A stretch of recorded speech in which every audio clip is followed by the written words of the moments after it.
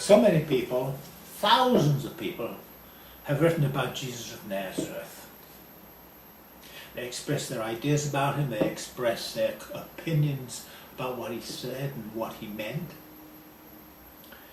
And I've read a lot of those books, but the one thing that always eluded me as I read them was, what was Jesus himself thinking? What was going on in his head? And so I decided to write a book that allowed him to speak for himself. Well, that was to be a challenge, of course. How to do it?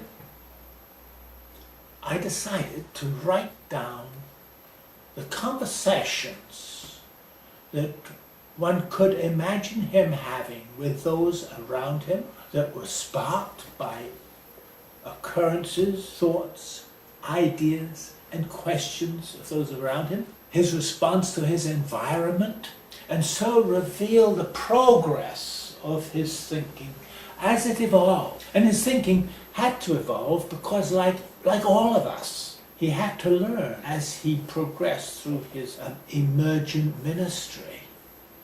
New questions came at him from all kinds of directions. He was attacked, he was beseeched, he responded to in all kinds of ways, and guess what?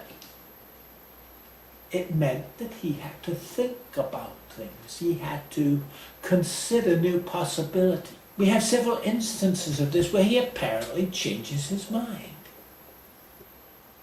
And so all of this represented to me somebody who was in the midst of a momentous ministry and only gradually understood it.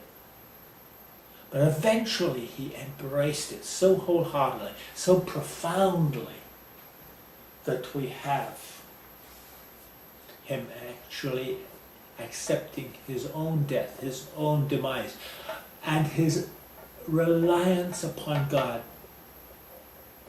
to raise him up, to continue the vision and the work that he saw had to happen and had to be done. So this was the momentous story, but I wanted him to tell it for himself. And this is the result.